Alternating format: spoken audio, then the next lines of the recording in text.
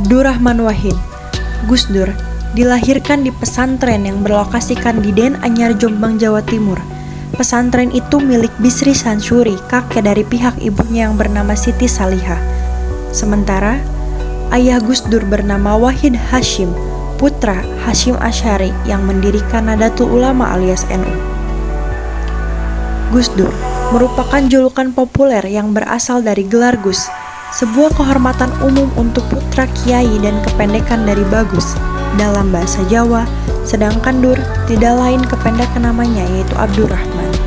Di tahun 63, Kementerian Agama memberikan beasiswa untuk belajar studi Islam di Universitas Al-Azhar Kairo, Mesir. Keberangkatannya menuju Mesir terjadi pada bulan November 1963. Selama di Kairo, Gus Dur tidak hanya mendalami ilmu agama, tetapi juga terpapar oleh ide-ide intelektual yang berkembang di dunia Arab. Pada saat itu, Mesir adalah pusat pertemuan berbagai aliran pemikiran dan ide-ide baru, baik dalam bidang agama, sosial maupun politik. Gus Dur banyak berinteraksi dengan berbagai kalangan, baik dari kalangan ulama maupun intelektual muda yang mendorong untuk berpikir lebih terbuka dan kritis terhadap tradisi. Di Kairo, Gus Dur juga mulai terlibat dalam kegiatan sosial dan intelektual. Ia juga memiliki ketertarikan pada pemikiran-pemikiran modern yang lebih progresif. Meskipun tetap dalam koridor ajaran Islamnya, Gus Dur dikenal sebagai sosok yang terbuka terhadap perubahan, dan hal ini tercermin dalam cara dia memandang tradisi dan perkembangan pemikiran Islam.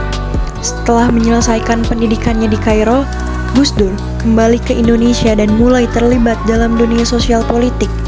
Ia bergabung dengan Nahdlatul Ulama NU, organisasi Islam terbesar di Indonesia, dan memulai peranannya dalam memperjuangkan pluralisme, demokrasi, serta hak-hak minoritas di Indonesia.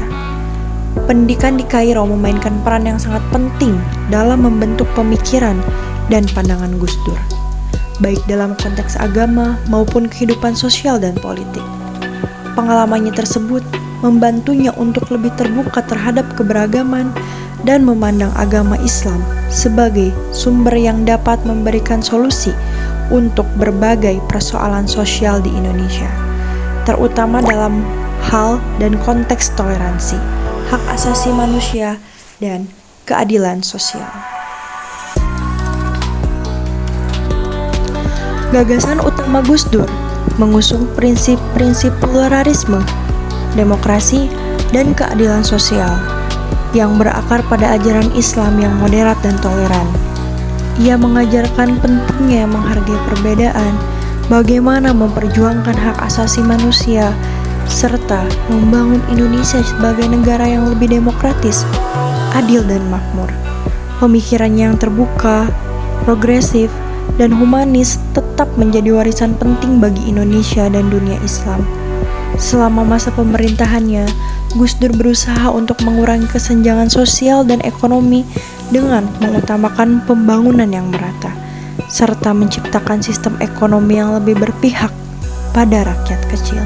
Ia juga mendorong berbagai pemberantasan korupsi. Gagasan-gagasan utama Gus Dur tentang pluralisme, toleransi, Islam moderat, dan hak asasi manusia tetap sangat relevan dengan kondisi umat Islam Indonesia saat ini.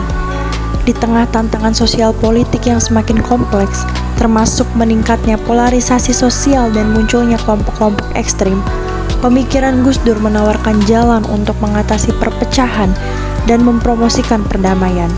Gus Dur mengajarkan bahwa Islam seharusnya dipahami sebagai agama yang mengedepankan kasih sayang, kebijaksanaan, dan saling menghormati, bukan sebagai alat untuk memecah belah.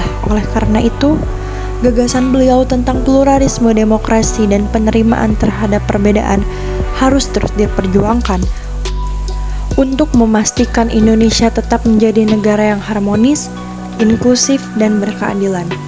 Pemikiran Gus Dur yang moderat dan inklusif memberikan panduan penting bagi umat Islam di Indonesia dalam menjaga keharmonisan, memperjuangkan hak asasi manusia, dan mengatasi tantangan radikalisasi serta intoleransi yang masih ada dan terjadi di Indonesia. Mungkin sekian penjelasan dari saya. Terima kasih.